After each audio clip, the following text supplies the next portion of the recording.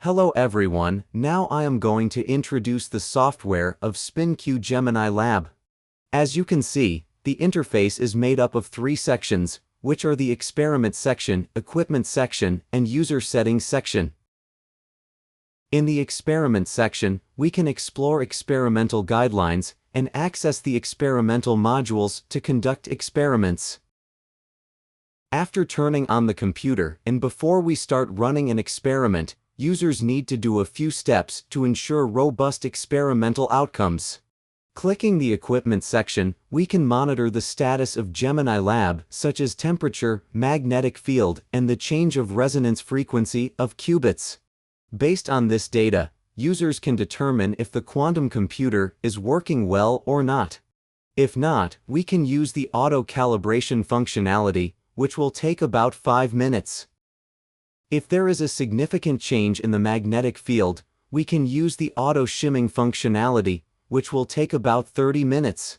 For general users, our automatic functionalities are enough to meet requirements. However, for more detailed and precise debugging, engineers can click the setting button at the bottom right corner of the interface to test the equipment in more detail.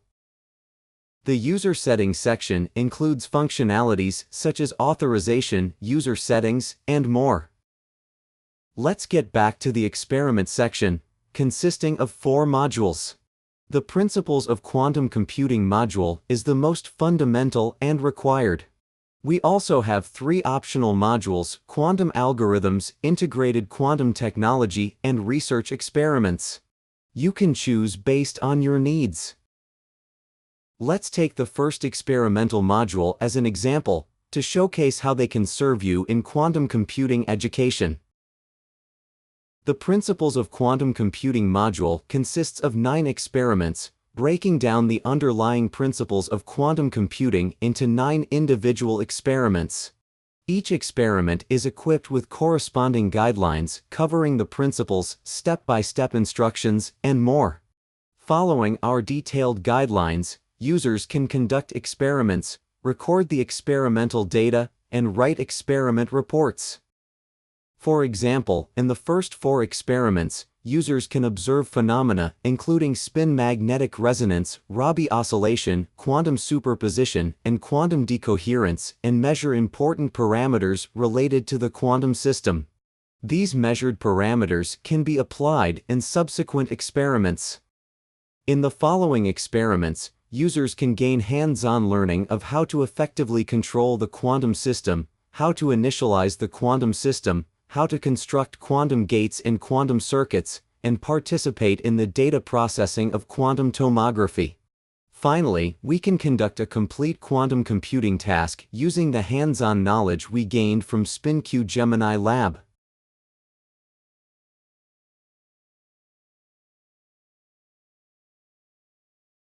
The first experiment is the NMR phenomenon and signal. Spin resonance is the foundation of all quantum information technologies and quantum computing technologies based on spin manipulation. In this experiment, we can learn about the principle of nuclear magnetic resonance (NMR) through studying the experimental manual. Then, according to the experimental steps, we can observe the NMR phenomenon, understand the process of free induction decay (FID), and measure the nuclear spin resonance frequency. Firstly, at the bottom left of the interface, we can enter an interactive animation interface through the Principle Explanation button and understand the physical image of nuclear magnetic resonance intuitively. According to the principles and values given in the experimental manual, we can calculate the approximate resonance frequency of the nucleus and try to excite the atomic nucleus by emitting a radio frequency field. Press the pulse setting button at the bottom right to enter the pulse setting interface. In this interface, we can set all parameters related to the radio frequency pulse, such as radio frequency, detuning, phase, amplitude, pulse width, etc.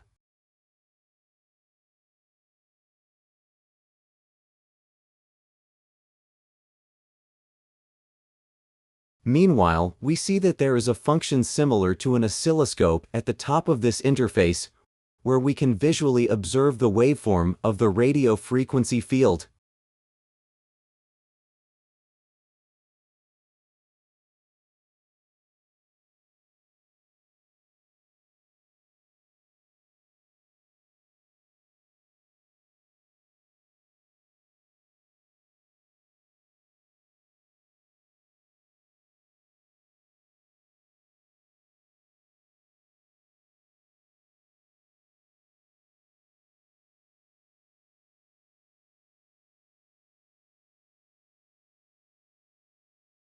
By continuously adjusting the frequency of the radio frequency field, we can eventually excite the atomic nucleus, thus observing the free induction decay signal emitted by the atomic nucleus and the corresponding frequency domain signal.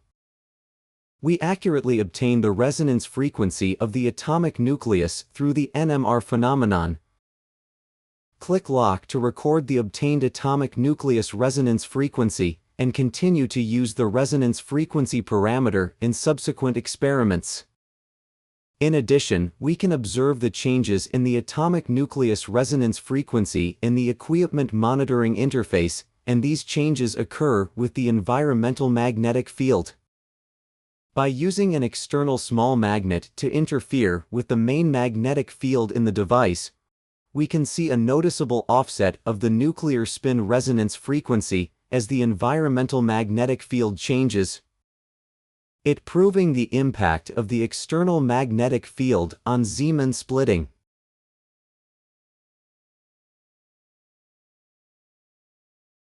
The next experiment describes Rabi's oscillations.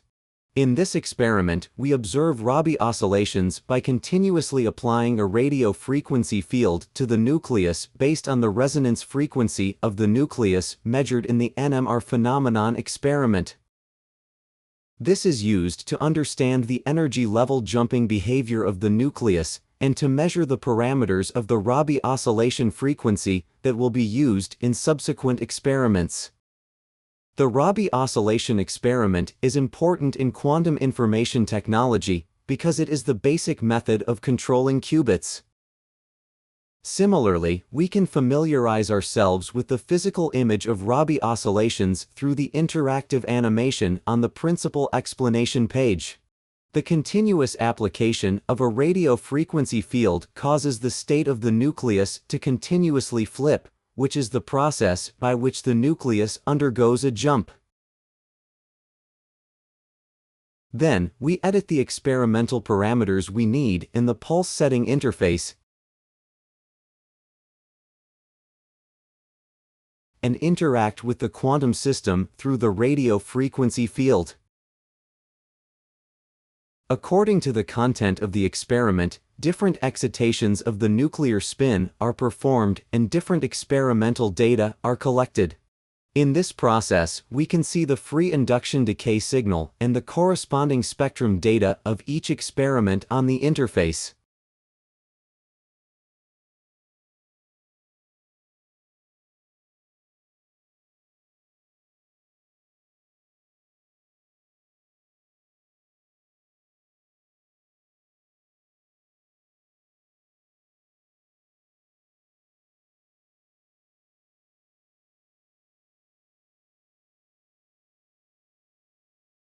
With the button at the bottom right corner, we record the collected data points in the chart on the right side. This chart can be deleted and edited. Afterward, we fit the data points on this chart to the data to obtain the Rabi oscillation pattern and the Rabi oscillation frequency.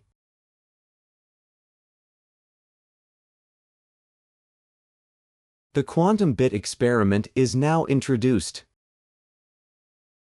Quantum bit, short for qubit, are the central element of quantum computing. This experiment uses nuclear spin as a quantum bit and explores its quantum mechanical properties. First, in the principal explanation interface, we can understand the difference between the microscopic magnetic moment of the nucleus and the macroscopic magnetic moment, as well as the physical model of the qubit. Then we will experiment according to the contents of the lab manual. Based on the parameters of Rabi frequency measured by the Rabi oscillation experiment, we can perform some specific operations on qubits in the experiment to observe the different properties of qubits from those in classical physics.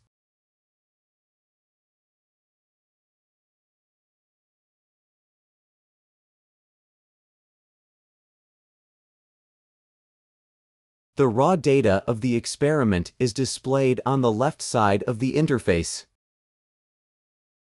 On the right side are the graphical results obtained from the processing of the raw data, including the block sphere, the nucleus superposition schema, and the wave function-related graphs. These graphical representations of the experimental results provide a multidimensional view of all the state parameters of a qubit.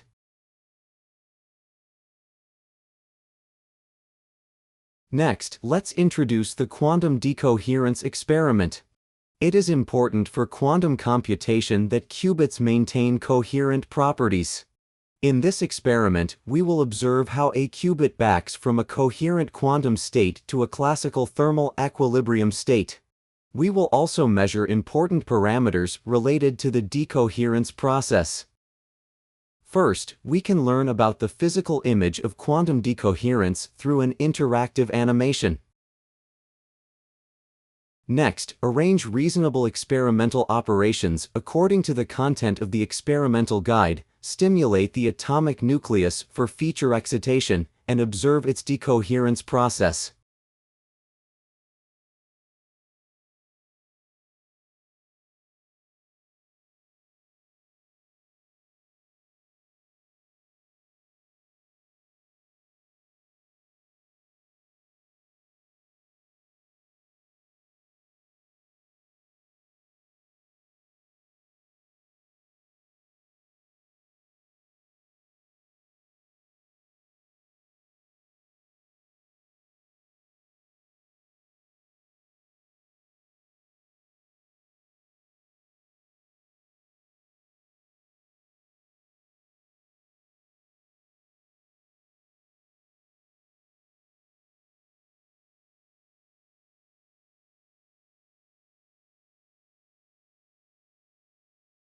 We can see the raw data of the experiment in the upper left corner, the block sphere of the current state of the qubit in the lower left corner, and the density matrix of the quantum state next to it.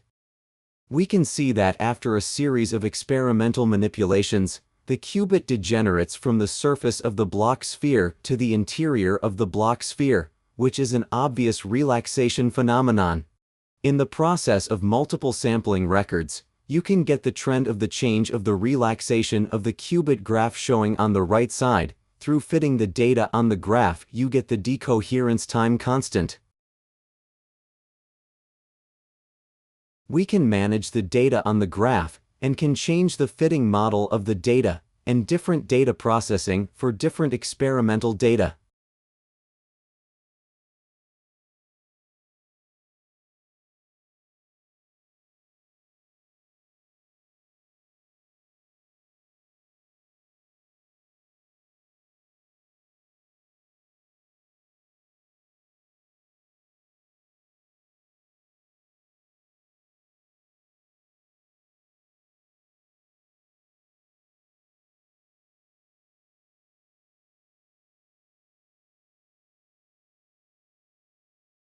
The experimentation on quantum control lies at the heart of quantum computing. In previous experiments, users gathered data on quantum system parameters and grasped principles of governing qubit manipulation. Following the experiment manuals, users can operate many important quantum controls by controlling the parameters of the quantum system. These include single qubit rotations around arbitrary axes and the evolution of coupled two-qubit systems, laying a foundation for constructing quantum logic gates.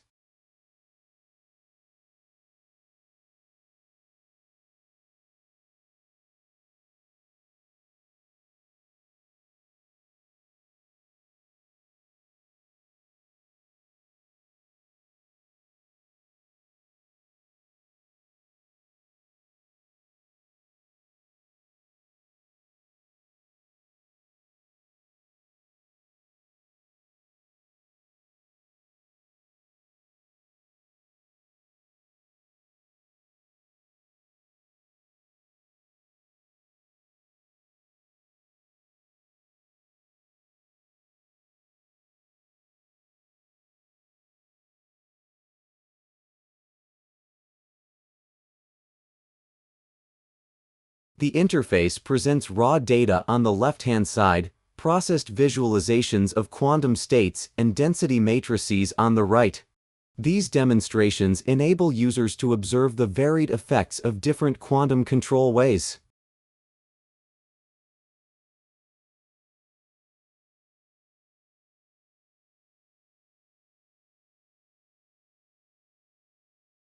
After mastering quantum control techniques, users can subsequently prepare for the initialization of the quantum system. Before processing any information, a quantum system should be initialized to a certain state to ensure coherence in data processing. In this experiment, users transition the quantum system from a state of thermal equilibrium to its ground state by quantum control techniques, laying a foundation for quantum computing experiment. Furthermore, users have the flexibility to apply their custom quantum system to forthcoming experiments.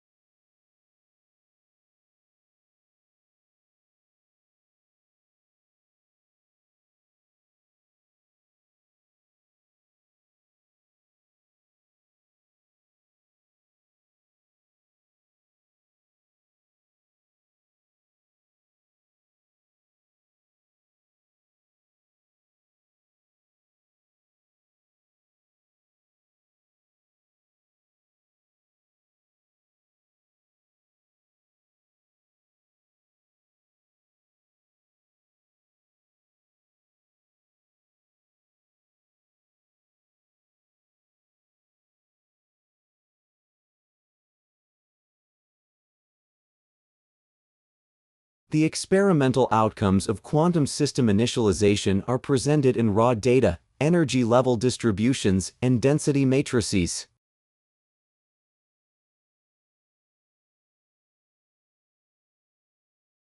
Next, we introduce the experiment on quantum logic gates and quantum circuits. Quantum logic gates are the basis for information processing in quantum computing.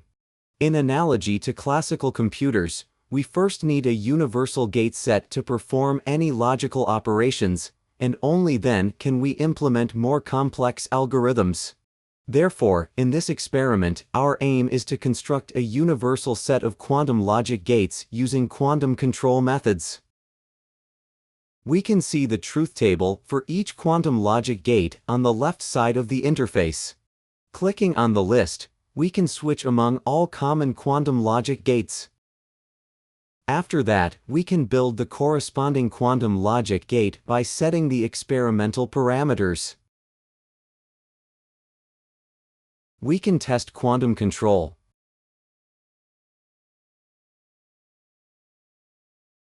And the test results will be displayed in the experimental data on the right.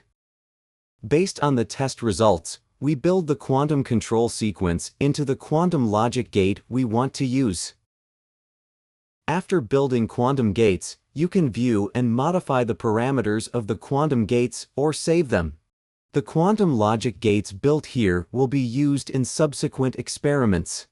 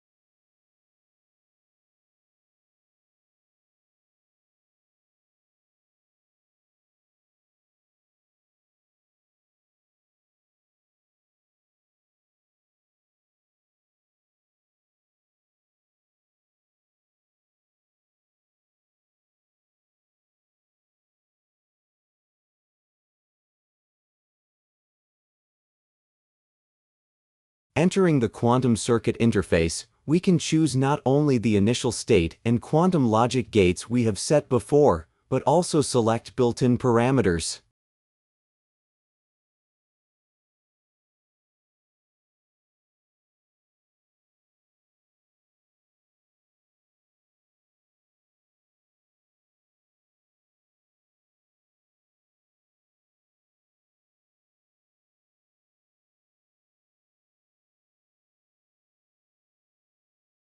According to the requirements of the experiment manual, various quantum circuits can be built here. The operation results of the quantum circuit will be presented in the form of density matrix and graphics. The left side shows the experimental results, and the right side shows the reference results.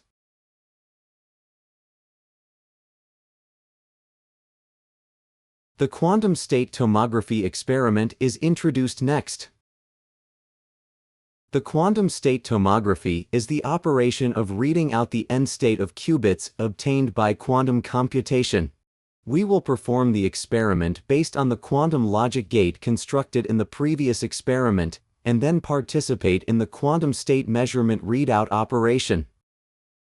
After choosing the built-in or customized initial state and quantum logic gate, by designing different readout operations, we can get the quantum state's different raw data.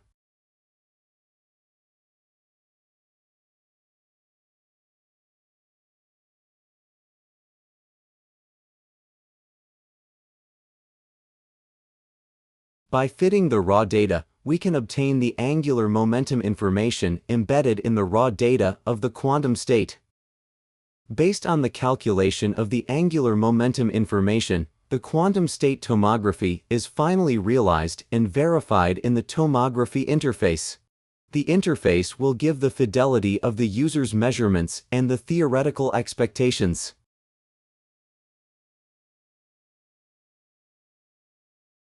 The quantum computing task is introduced now. Based on all the teaching experiments mentioned above, we have mastered the underlying principles of quantum computing and constructed the initialization process and quantum logic gates necessary for quantum computing.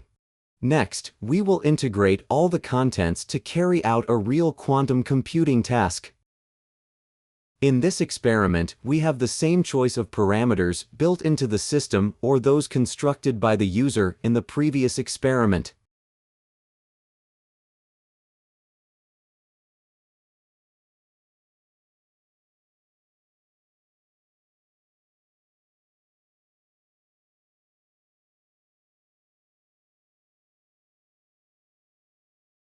The top half of the page shows the quantum circuits, while the bottom half shows the various parameters of that quantum computing task. First is its underlying parameter, which is the pulse parameter corresponding to each quantum logic gate. After that, we can also see the raw data corresponding to all the different readout operations of that task.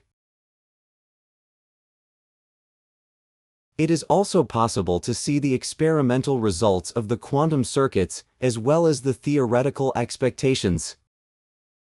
Finally, there is an experimental evaluation of the quantum computing task, which includes the experimental fidelity, the purity of the quantum states, and various details related to the experiment.